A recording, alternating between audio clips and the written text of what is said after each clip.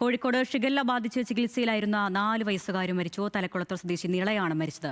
അസുഖം സ്ഥിരീകരിച്ച 2 കുട്ടികൾ കൂടി നിലവിൽ ചികിത്സയിലുണ്ട്. ആകാശ് തടത്തിൽ ചേരുന്ന സംശയങ്ങളുമായി. ആകാശ്, എപ്പോഴായിരുന്നു കുഞ്ഞിന്റെ മരണം സംഭവിച്ചത്? എപ്പോഴായിരുന്നു ആശുപത്രിയിൽ പ്രവേശിപ്പിച്ചത്? ഈ നിലവിൽ ചികിത്സയിലുള്ള കുട്ടികളുടെ നില കൂടി എങ്ങനെയാണ്? അരുണ, ഈ മാസം 1-ാം തീയതിയാണ് തലക്കുളത്തൂർ സ്വദേശിനിയായ നിളയെ കോഴിക്കോട് മെഡിക്കൽ കോളേജ് ആശുപത്രിയിൽ പ്രവേശിപ്പിച്ചത്. പിന്നീട് നടത്തിയ പരിശോധനയിൽ നിന്നും ഷിഗല്ല രോഗം സ്ഥിരീകരിച്ചിരുന്നു. ഇന്ന് രാവിലെയോടുകൂടിയാണ് കുട്ടിയുടെ മരണം സംഭവിച്ചിരിക്കുന്നത്. ഇന്ന് രാവിലെ പുലർച്ചയോടുകൂടിയാണ് മരണം സംഭവിച്ചത്.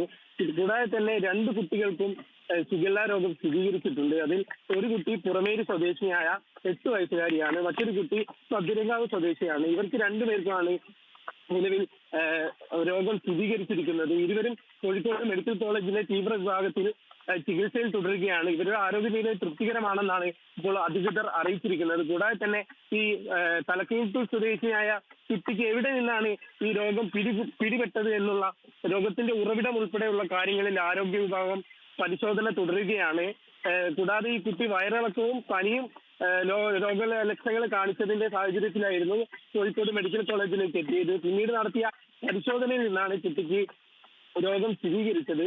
അതിനുശേഷമാണ് ഈ പുറമേരി സ്വദേശിയായ കൂടാതെ പന്തിരങ്കാവ് സ്വദേശിയായ കുട്ടികളും കോഴിക്കോട് മെഡിക്കൽ കോളേജിൽ എത്തുന്നത്. അവർക്കും പിന്നീട് ശരി ആകാശ്, കോഴിക്കോടാണ് ഷിഗല്ല ബാധിച്ച് ചികിത്സയിലായിരുന്ന 4 വയസ്സുകാരി മരിച്ചത്. 2 കുട്ടികൾ കൂടി രോഗം സ്ഥിരീകരിച്ച 2 കുഞ്ഞുങ്ങൾ കൂടി ഇപ്പോൾ ചികിത്സയിലുണ്ട്.